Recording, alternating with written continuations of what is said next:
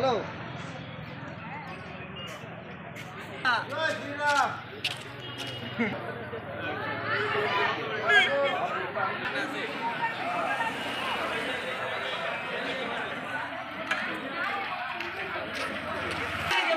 ছবি দাঁড়াচ্ছে না তো। যদি তাকাও দিকে তাকাও। হ্যাঁ হ্যাঁ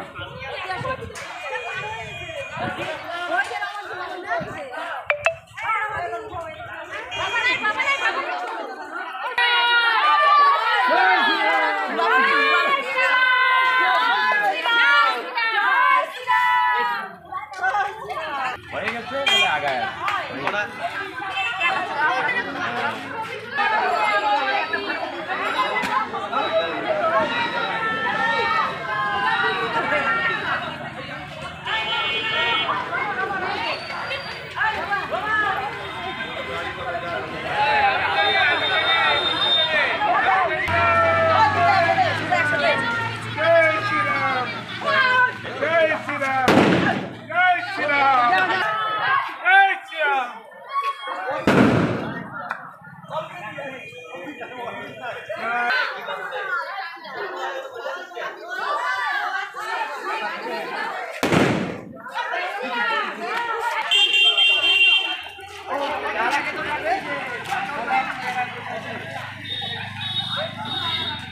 এখনও ফাইনালি আমি কোনো নিউজ পাইনি, তবে আপনাদের দ্বারা যেটা জেনেছি যে আমি প্রায় জেতার দোরগোড়ায়।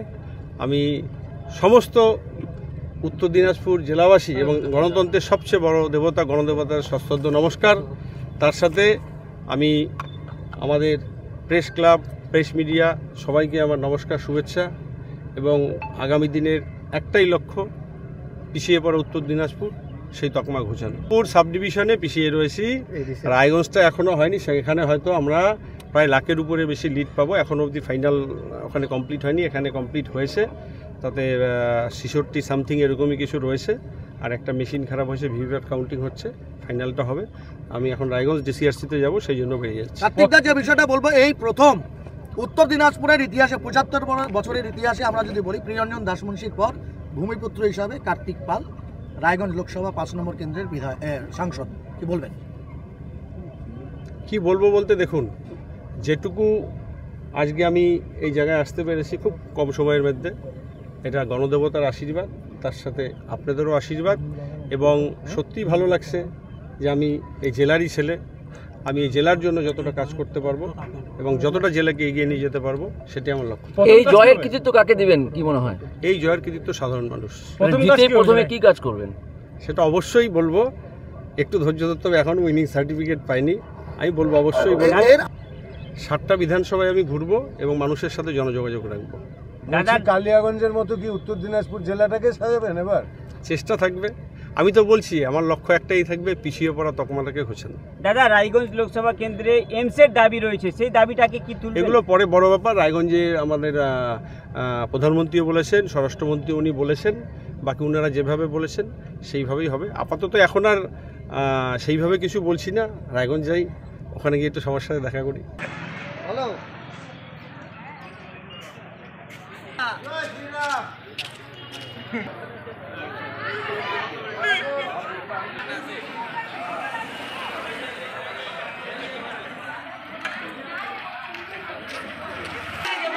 ছবি দাঁড়াচ্ছে না তো।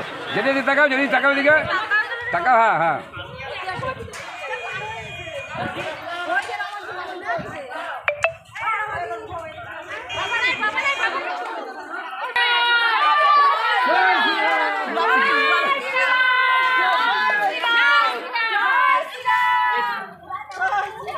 হয়ে গেছে বলে আগায়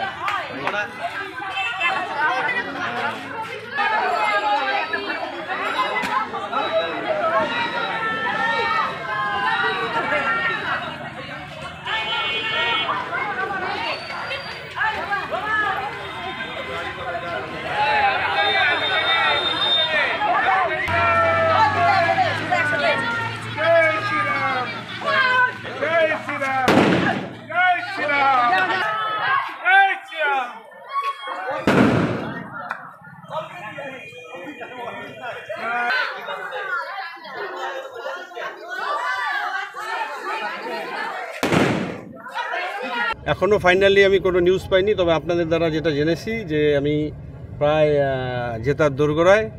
আমি সমস্ত উত্তর দিনাজপুর জেলাবাসী এবং গণতন্ত্রের সবচেয়ে বড় দেবতা গণদেবতার সশ্রদ্ধ নমস্কার।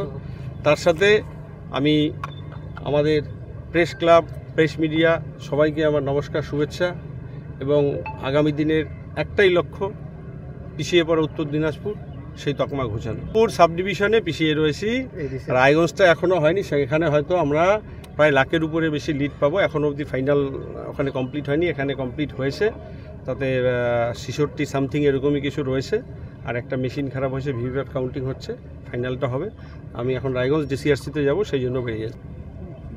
কী বলবো বলতে, দেখুন, যেটুকু আজকে আমি এই জায়গায় আসতে পেরেছি খুব কম সময়ের মধ্যে, এটা গণদেবতার আশীর্বাদ, তার সাথে আপনাদেরও আশীর্বাদ।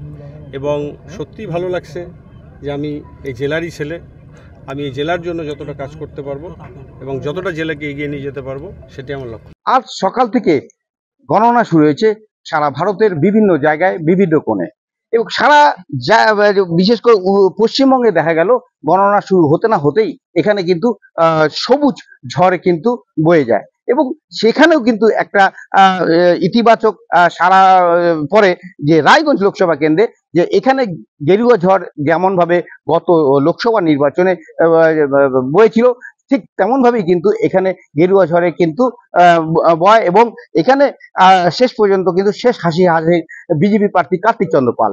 আমরা জানি যে নির্বাচনের শুরুর আগে যখন প্রার্থী নির্বাচন করা হচ্ছিল বিভিন্ন রাজনৈতিক দলের পক্ষ থেকে, তখন এখানকার সাধারণ মানুষদের একটা দাবি ছিল ভূমিপুত্রকে প্রার্থী করা হোক। বারে বারে বহিরাগতদেরকে এনে এখানে প্রার্থী করা যেটা করা হচ্ছে, তাতে কিন্তু জেলার মানুষকে কিন্তু বঞ্চিত করা হচ্ছে। সেই নিরিখে কিন্তু বিজেপি দল তাদের যিনি জয়ী হয়েছিলেন এখানে দেবশ্রী চৌধুরী, তাকে কিন্তু এখানে প্রার্থী না করে এখানে প্রার্থী করেন কিন্তু কার্তিক চন্দ্র পালকে, অর্থাৎ তিনি গত বিগত কয়েক বছর আগে কালিয়াগঞ্জ পৌরসভায় কিন্তু চেয়ারম্যান ছিলেন। আজকে তার জয় যে একটা ঐতিহাসিক এখানে রূপ নিয়েছে, কারণ বিভিন্ন জায়গায় আমরা দেখছি যে গেরুয়া ঝড়, তৃণমূলের ঝড় উঠেছে, সেখানে কিন্তু একটা আলাদা মাত্রা নিয়েছে কিন্তু রায়গঞ্জ লোকসভা কেন্দ্র। এবং যেটা জানা গেছে ৭৩,০০০-এর উপর ভোটে তিনি জয়লাভ করছেন, এবং জয়ের পর ইসলামপুরের যে কাউন্টিং সেক্রেটারি, তিনি কিন্তু সারাদিন তিনি আজকে থাকেন এখানে, এবং তারপরে তিনি সাংবাদিকদের জানান এই জয় কিন্তু গণদেবতার জয়, এই জয় সাধারণ মানুষের জয়। তার অনেক গুরু দায়িত্ব বেড়ে গেল জেলার জন্য উন্নয়নমূলক কাজ করার। তা আগামী দিনে এখন কি কাজ করেন তিনি, সেটাই দেখার বিষয়।